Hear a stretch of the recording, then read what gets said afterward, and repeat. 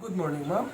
I am Tom Paul Adrian, a student nurse from Tanchuling College, and now I will be assessing the cardiovascular system.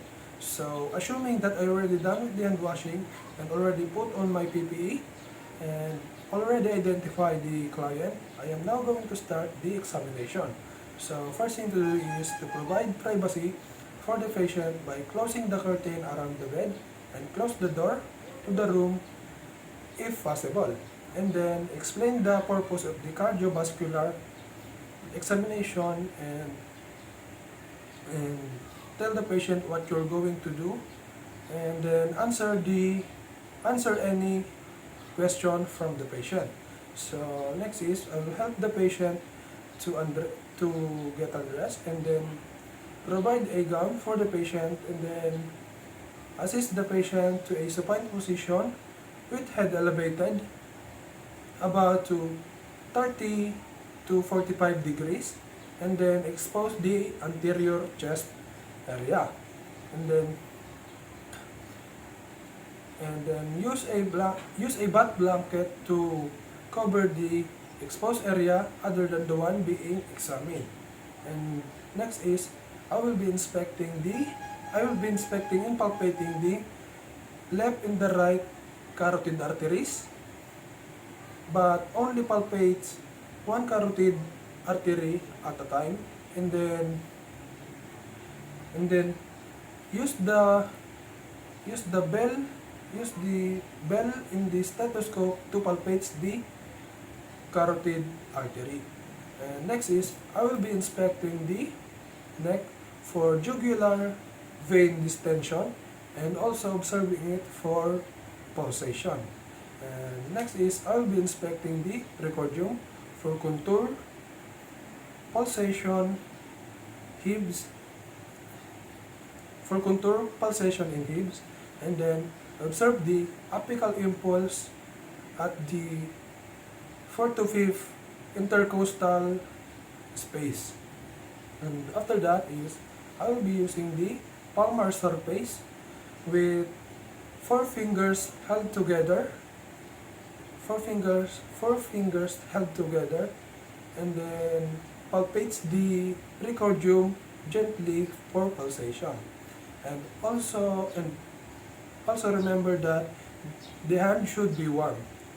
And the palpation proceeds in a systematic manner with a specific body with assessment in specific cardiac landmarks, and then specific cardiac landmarks in a aortic,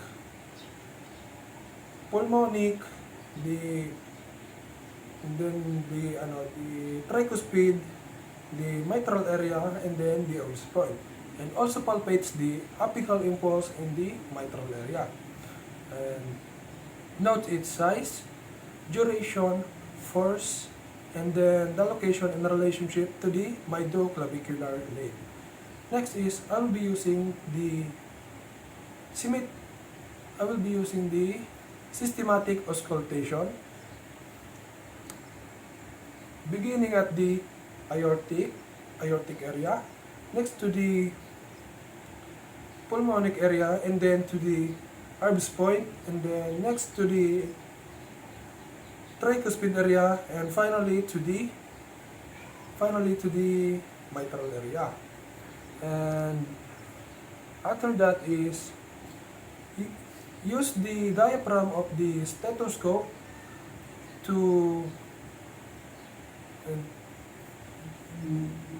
listen the high pitch sound, and then followed by use of the bell of the stethoscope to listen the low pitch sounds, and then focus on the overall rate and rhythm of the heart and normal heart sound.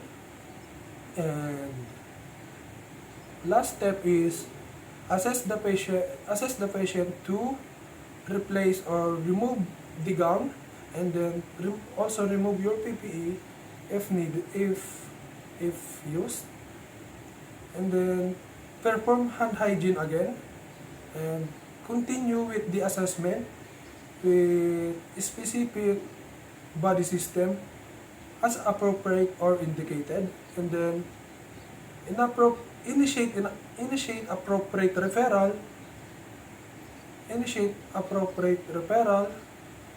on the other healthcare practitioner for further evaluation as indicated.